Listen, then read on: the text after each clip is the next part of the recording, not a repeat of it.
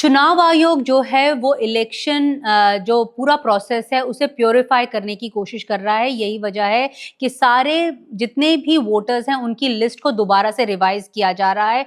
एक बहुत ही लंबा प्रोसेस है। हालांकि चुनाव आयोग की ये दलील है कि इससे जो डुप्लीकेट वोटर्स हैं उन्हें जो है आइडेंटिफाई कर लिया जाएगा, नए वोटर्स जो हैं उन्हें ऐड भी कर लिया जाएगा। लेकिन ये जो प्रोसेस है इसके ऊपर कई सवाल उठाए जा रहे हैं। विपक्ष जो है वो कह रहा है कि केंद्र सरकार द्वारा जो है वो दिशा निर्देश जो है वो चुनाव आयोग ले रहा है, जिसके तहत ये एक्सरसाइज जो है वो हो रही है। हमारे साथ पूर्व इलेक्शन कमिश्नर हैं मिस्टर अशोक लवासा।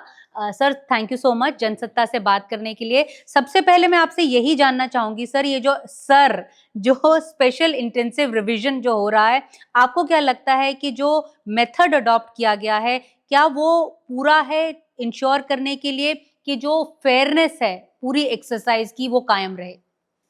बहुत बहुत धन्यवाद। पहली बात तो ये है कि जो इलेक्टोरल रोल को शुद्ध करते हैं या उनमें प्यूरिफाई करते हैं, वो एक बड़ी जायज़ सी कार्रवाई है। और इसको करने के लिए इलेक्शन कमीशन अलग अलग तरीके इख्तियार करता है हमेशा से। जो रिप्रेजेंटेशन ऑफ पीपल्स एक्ट है या जो इलेक्टोरल रजिस्ट्रेशन रूल्स हैं, उसके अंदर भी तरीके दिए गए हैं कि कैसे इलेक्टोरल रोल को एनुअल बेसिस पे रिवीजन किया जाए, समरी रिवीजन किया जाए जब कहीं पर इलेक्शन होने वाले हों, या इंटेंसिव रिवीजन किया जाए जहां पर कभी इलेक्शन कमीशन को लगता है कि हालात इतने बदल गए हैं कि वहां पर उनको नए सिरे से इलेक्टोरल रोल बनाने की ज़रूरत है। तो इस किस्म की इख्तियार इलेक्शन कमीशन को हैं। और मैं समझता हूं कि आज से पहले जब भी ये एक्सरसाइज हुई है अलग अलग स्टेट में, तो लोगों ने इस चीज़ को वेलकम किया है। बिहार में भी जैसा इलेक्शन कमीशन ने खुद कहा है कि 2003 में ये इंटेंसिव रिवीजन हुआ था। उसका नाम स्पेशल इंटेंसिव रिवीजन शायद नहीं था, इंटेंसिव रिवीजन था। तो पहली चीज़ तो ये है कि उस वक्त जो तरीका अपनाया था इलेक्शन कमीशन को, वो ऑर्डर लोगों के सामने रखना चाहिए, ये दिखाने के लिए कि पहले ये प्रथा होती थी और अब हमने जो प्रणाली बनाई है वो ये है। इन दोनों में अगर कोई फर्क है तो इस वजह से हमने ये फर्क किया है। लेकिन जो बुनियादी इसमें प्रश्न है, बुनियादी प्रश्न दो हैं। एक तो जो 7,90,00,000 या उससे थोड़ा सा ज़्यादा वोटर्स इस वक्त इलेक्टोरल रोल बिहार के में हैं, वो 2003 से पहले वाले और 2003 के बाद वालों में एक विभाजन किया गया है। और इसके पीछे क्या मंशा है? इसके पीछे मंशा तो खैर साफ है। उन्होंने ये कहा है कि 2003 में क्योंकि पिछला स्पेशल इंटेंसिव रिवीजन हुआ था, तो उससे पहले वालों को हम अलग तरीके से देखते हैं और उसके बाद वालों को अलग तरीके से देखते हैं। हालांकि प्रश्न ये ज़रूर उठता है कि दोनों किस्म के जो वोटर्स हैं, पहले वाले भी और बाद वाले, वो इलेक्टोरल रोल में एक ही प्रणाली के जरिए आए थे। उन दोनों ने वही फॉर्मेलिटीज़ पूरी की थी जो इलेक्शन कमीशन के रूल्स में हैं। तो ये विभाजन क्यों, पहला प्रश्न तो ये है। और दूसरा प्रश्न ये है कि जो 2003 के बाद वाले वोटर्स हैं उनको भी 3 भागों में बांटा गया है। जो 1987 जुलाई से पहले पैदा हुए थे, जो 1987 जुलाई और दिसंबर 2004 के बीच में पैदा हुए थे, और जो दिसंबर 2004 के बाद पैदा हुए थे। और आप जिस भी खंड में आते हैं उसके हिसाब से आपको डॉक्यूमेंट देने पड़ेंगे। तो इस किस्म का विभाजन इलेक्शन कमीशन ने पिछली किसी भी रिवीजन में नहीं किया था। इलेक्शन कमीशन के लिए हर सिटीजन और हर वोटर एक समान है। लेकिन इस बार क्यों सवाल उठाए जा रहे हैं कि क्यों काम करने के ढंग पे उसके सवाल विपक्ष भी उठा रहा है? लोगों के मन में भी एक जो है सवाल उठ रहा है कि ये एक्सरसाइज जो है वो इस समय क्यों हो रही है, जबकि बिहार के इलेक्शन अब 3-4 महीने में ही रह गए हैं और कई ऐसे लोग होंगे जिनके पास कुछ डॉक्यूमेंट्स भी नहीं होंगे। हम रोज इस तरह की कहानियां भी पढ़ते हैं कि बीएलओ गए, पेपर फेंक कर आ गए और बोला कि दे दो नहीं तो तुम्हारा नाम काट देंगे। तो इस तरह से काम करता है क्या इलेक्शन कमीशन? नहीं, देखिए, इसके जो अभी तक जो परिणाम सामने आए हैं, और मैं समझता हूँ कि इतने सारे लोग सुप्रीम कोर्ट में भी गए हैं, सुप्रीम कोर्ट में एक दिन सुनवाई भी हुई है, और उस सुनवाई के दौरान लोगों ने अपनी जो शंकाएं हैं वो जाहिर की, और उन सबको सुनने के बाद सुप्रीम कोर्ट ने 3 इश्यूज रेज किए हैं, या 3 जिसको कहते हैं तनखियात बरामद किए हैं। एक तो ये है कि क्या ये इलेक्शन कमीशन के अधिकार क्षेत्र में है या नहीं। दूसरा ये है कि जो प्रक्रिया अपनाई है वो फेयर है यानी जायज़ है या नहीं, और तीसरा टाइमिंग का जो आपने कहा। और इन तीनों बिंदुओं में मुझे लगता है कुछ न कुछ ऐसी बातें हैं जिससे लोगों के जहन में शंकाएं पैदा हुई है। जहाँ तक इख्तियार का सवाल है, जैसे मैंने कहा, इलेक्शन कमीशन को पूरा इख्तियार है इलेक्टरल रोल्स को रिवाइज करने का। इलेक्शन कमीशन को पूरा इख्तियार है कि किस तरह से रोल रिवाइज करेंगे, वो प्रक्रिया भी अपने आप बना सकता है, बशर्ते कि उसका किसी कानून से टकराव ना हो, विद इन लॉ हो। तो वो इलेक्शन कमीशन को इख्तियार इस किस्म का है। लेकिन क्या उनको नागरिकता साबित करने का अधिकार है या नहीं, ये एक प्रश्न, बहुत बड़ा सवाल है। जहाँ तक प्रणाली है, जैसा मैंने पहले ही बताया कि प्रणाली पहले कुछ और थी, अब कुछ और है। पहले जो प्रणाली इलेक्शन कमीशन ने आज से 74 साल तक फॉलो की है, उस प्रणाली के ज़रिए 1950-51 में जब पहला रोल बना था, 18 करोड़ लोगों को एडमिट किया था।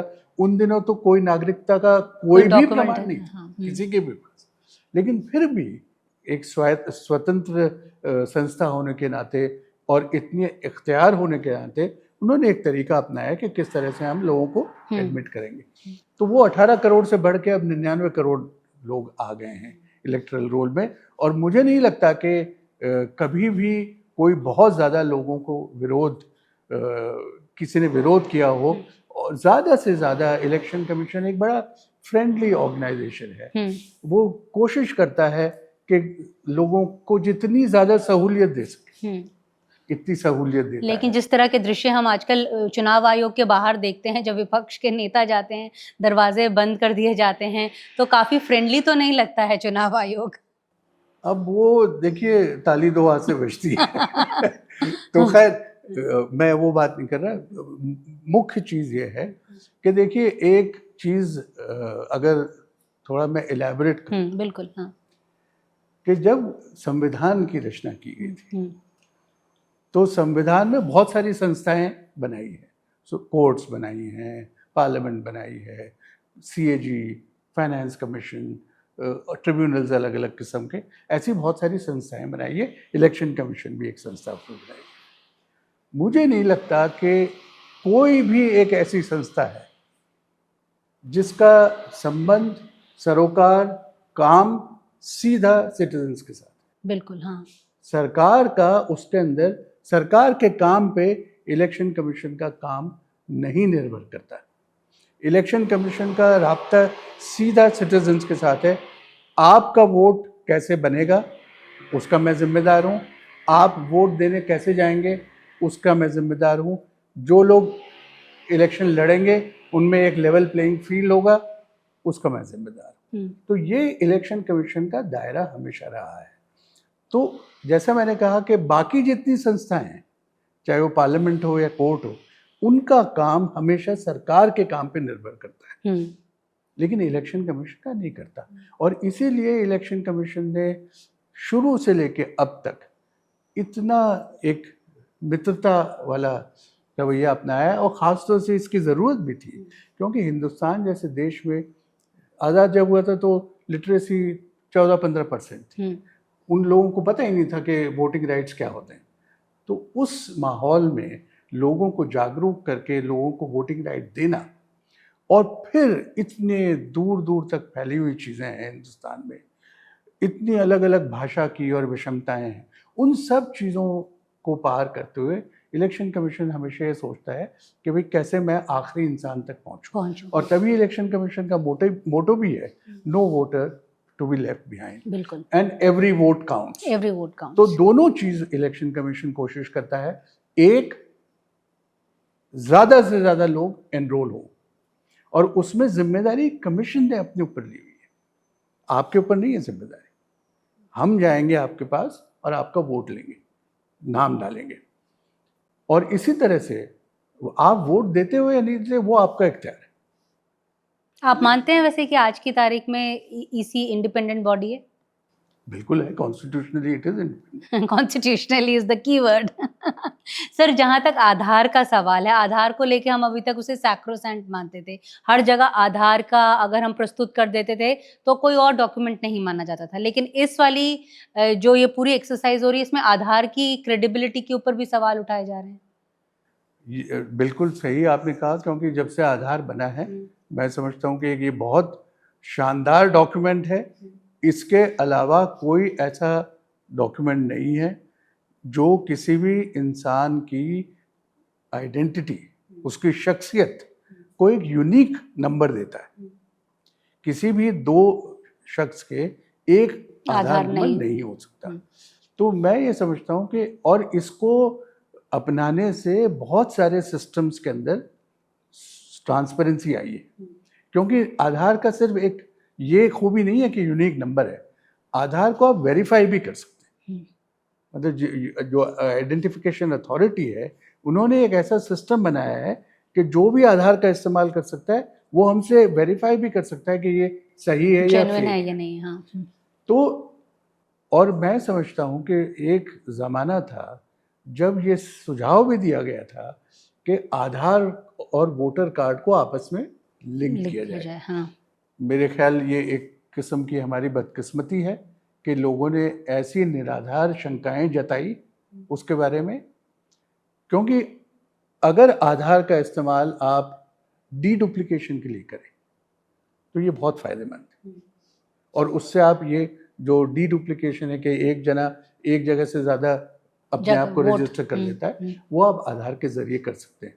तो अब जो इलेक्शन कमीशन को सुझाव सुप्रीम कोर्ट ने दिया है कि आप आधार को क्यों नहीं मान रहे या आप अपने खुद के एपिक कार्ड को क्यों नहीं मान रहे, तो मैं समझता हूं कि सुप्रीम कोर्ट ने सुझाव दिया है उनको कंसिडर करने के लिए। हालांकि ये भी इख्तियार दिया है कि अगर आप नहीं कंसिडर करते तो उनको कारण बताइए। हाँ, बिल्कुल। हाँ। कि क्यों नहीं करते। लेकिन नीता जी, सवाल सिर्फ आधार का या एपिक कार्ड का इनका नहीं है, क्योंकि अगर आप वो तीनों डॉक्यूमेंट्स को मान भी लें तो 11 से 14 हो जाएंगे और हो सकता है कि लोगों को, ज़्यादातर लोगों को बहुत सहूलियत मिलेगी अपनी आइडेंटिटी प्रूफ करने में, क्योंकि आधार सिटीजनशिप का प्रूफ तो नहीं है। और आप 2003 के बाद वालों को ये कह रहे हैं कि भैया आप सिटीजन नहीं हो, क्योंकि पहले वाले सिटीजन है। तो ये एक बड़ा पेचीदा सा मसला खड़ा हो गया है और मैं समझता हूं कि इस प्रक्रिया को आगे ले जाने से पहले इन सब बिंदुओं पर विचार करना चाहिए। सर, आपने असम का भी एग्जाम्पल दिया था, मैंने कहीं पढ़ा था कि असम में जो डाउटफुल वोटर्स हैं उनकी गणना तो हुई थी, लेकिन उसके बाद उसका क्या हुआ? बिल्कुल सही है, क्योंकि ऐसे सिस्टम में अगर आप ऐसे लोगों की लिस्ट बनाए जिनके ऊपर आपको शक है, तो इलेक्शन कमीशन तो शक के आधार पर उनका वोट टेम्परेरी सस्पेंड कर देता है। ये जिम्मेदारी किसी और अथॉरिटी की है कि वो कहे कि भाई आपका शक बेबुनियाद है या वाकई आप सिटीजन नहीं है। तो उस प्रणाली ने उन लोगों के बारे में फैसला किया नहीं किया, इसका कोई डेटा अवेलेबल नहीं है। और तभी इलेक्शन कमीशन ने अपने जो कार्य क्षेत्र है, दायरा है, उन्होंने हमेशा से ये समझा कि हमारी जिम्मेदारी, मुख्य जिम्मेदारी क्या है? हमारी जिम्मेदारी है लोगों के वोटिंग राइट को प्रोटेक्ट करना। कैसे उनको अपना वोटिंग राइट मिले, वो अपने उस क्षेत्र में रहते हैं। जिस भी कॉम्पिटेंट अथॉरिटी की ये का अधिकार क्षेत्र है ये डिक्लेयर करना कि आप नागरिक हैं या नहीं है, वो करे ये घोषणा कि आप नागरिक नहीं है। अगर आप ये घोषणा कर देते हैं तो बाकायदा आपका नाम उसमें से निकल जाएगा। सर, अभी जैसे असम की तरफ से भी ये बयान हो रहा था कि हमने तो एनआरसी एक्सरसाइज कर ली है, तो हमें ये कवायद करने की ज़रूरत नहीं है। उसके जो नेबर्स हैं वेस्ट बंगाल, वो कह रहे हैं कि ये पूरी जो बिहार में जो एक सिलसिलेवार जो ये कवायद हो रही है, वो एक्चुअल में उसका निशाना वेस्ट बंगाल है। तो इसके बारे में आप क्या कहेंगे? नहीं, मौजूदा कानून ये नहीं कहता। मौजूदा कानून इलेक्टर्स के राइट्स और पूरे इलेक्शन की प्रणाली अपने खुद रिप्रेजेंटेशन ऑफ पीपल एक्ट के तहत चलती है, 50 एंड 51, और उसके और जो भी कानून बनाए गए। तो जब तक उन कानून में तरमीम नहीं होती, जैसे आधार के केस में भी सुप्रीम कोर्ट ने अल्टीमेटली यही जजमेंट दी कि भाई आप अगर इनकम टैक्स डिपार्टमेंट चाहता है आधार को इस्तेमाल करना, तो आप अपने इनकम टैक्स के कानून में परिवर्तन करें। तो अगर रिप्रेजेंटेशन ऑफ पीपल एक्ट में पार्लियामेंट संशोधन करती है तब बात अलग है। लेकिन मैं एक और बात आपको बता दूं कि देखिए कैसे इलेक्शन की जो प्रक्रिया प्रणाली है ये एकदम स्वतंत्र रही है हमेशा। Registrar of births and deaths, registration of births and deaths की एक्ट है, उसके तहत लोग अपनी डेथ रजिस्टर हो जाती है लोगों की। लेकिन अगर आपकी वहाँ डेथ रजिस्टर हो जाए तब भी ईआरओ को ये इख्तियार नहीं है कि आपका नाम ऑटोमेटिकली डिलीट करे। उसके अंदर जो प्रणाली है एक्ट में कि वो फिर भी नोटिस देगा कि भाई किसी ने गलत तो नहीं बता दिया, ताकि आस पड़ोस के किसी को भी जो जानकार है वो बताए और नोटिस पीरियड ख़त्म हो जाए। जब इसको तसल्ली हो जाए उनको कि भाई ये वाकई सही है, तब वो आपका नाम डिलीट करते हैं। तो डिलीशन की एक पूरी प्रक्रिया बनी हुई है। सर, आप इस बारे में भी कंसर्न रेज करते रहे हैं जहां तक ट्रांसपेरेंसी ईवीएम के सोर्स कोड को लेकर है और साथ में डुप्लीकेशन ऑफ एपिक नंबर्स को लेकर भी। तो आपका क्या मानना है कि ईसीआई को किस तरह से काम करना चाहिए ताकि जो वोटर्स का एक ट्रस्ट है वो दोबारा से बनाया जा सके इस इंटायर प्रोसेस पे? मैं समझता हूँ कि जितनी ज़्यादा पारदर्शिता सिस्टम में हो, ऐसा नहीं है कि नहीं है, लेकिन बढ़ती रहती है पारदर्शिता। तो मिसाल के तौर पर एक में, वैसे तो ये लंबा मसला है, उदाहरण मैं आपको देता हूँ कि जैसे वोटर्स इलेक्टर्स रोल बनते हैं, तो किसी भी पोलिंग स्टेशन का एक पहले से इलेक्टरल रोल बना हुआ है, उसके अंदर 1200, 1300, 1400 वोट इलेक्टर्स होते हैं। जब भी इलेक्टरल रोल दोबारा रिवाइज होता है तो इलेक्शन कमीशन को अपनी बाकायदा स्टेटिस्टिक्स वगैरह देख के एक कट ऑफ परसेंटेज लगानी चाहिए कि किसी भी पोलिंग स्टेशन में अगर इलेक्टरल रोल में इस परसेंट से ज़्यादा लोग बढ़ते हैं या इस परसेंट से ज़्यादा लोग घटते हैं, तो ड्राफ्ट रोल के टाइम उनको सबको रेड फ्लैग करो, सबको बताओ लोगों को कि भाई ये पोलिंग स्टेशन है, इसके अंदर हमारे कट ऑफ से ज़्यादा बढ़ोतरी हो गई और इसमें डिलीशन हमसे ज़्यादा हो चुका है। क्योंकि इलेक्शन कमीशन भी देखिए it's a monitor, it doesn't do it itself, EROs करते हैं। तो अगर आप ये सिस्टम बनाते हैं कि रेड फ्लैग करो ड्राफ्ट रोल के टाइम पे, तो जितने भी लोग इंटरेस्टेड हैं, चाहे वो वर्कर्स हों, चाहे वो पार्टीज हों, एडमिनिस्ट्रेशन हो, इलेक्शन कमीशन खुद हो, तो एक तो आपका एकदम से नज़र जाएगी कि यार इन 10 पोलिंग स्टेशन को देखो, इसमें ज़्यादा बढ़ गए या कम घट हो गए। तो उसके बाद आप लेवल ऑफ स्क्रूटिनी उसकी आप बढ़ाएं कि भाई अब आप कोई सीनियर आदमी जाके चेक करें कि ये क्यों बढ़ा है, पॉलिटिकल पार्टी खुद देखे कि भाई इसमें कोई गड़बड़ तो नहीं है।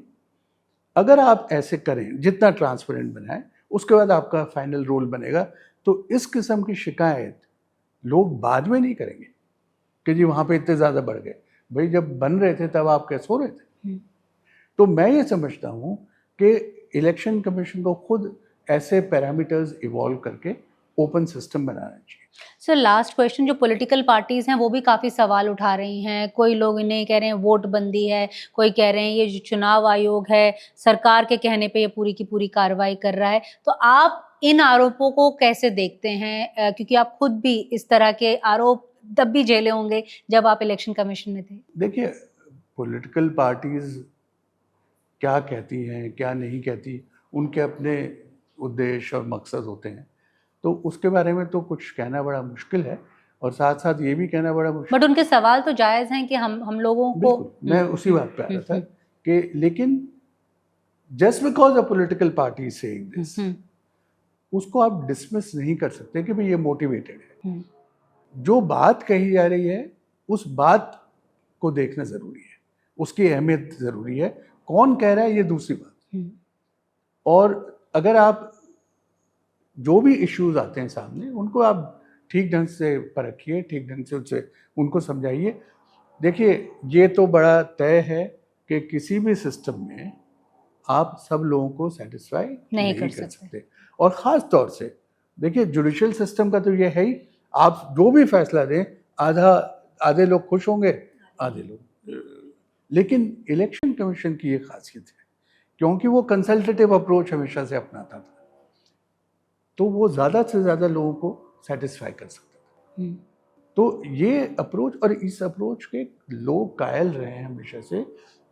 इंटरनेशनली इसीलिए रिकग्निशन मिला है इलेक्शन कमीशन को। और आप ये देखेंगे कि मीडिया हमेशा फ्रेंडली रहा है इलेक्शन कमीशन का, सिविल सोसाइटी ऑर्गेनाइजेशंस हमेशा साथ देते हैं कमीशन का, जुडिशरी सपोर्ट करती है, रिस्पेक्ट करती है इलेक्शन कमीशन, इसीलिए करती है क्योंकि आप ट्रैक रिकॉर्ड इतना बढ़िया है इलेक्शन। थैंक यू सर, आपने अच्छे से हमें आसान शब्दों में समझाया कि ये इतनी मुश्किल प्रक्रिया जो हो रही है वो हो रही है, और ये 25 जुलाई तक ये जो है ये आखिरी डेट है, 8 या 9 दिन अभी रह गए हैं। Thank you so much sir. Thank you.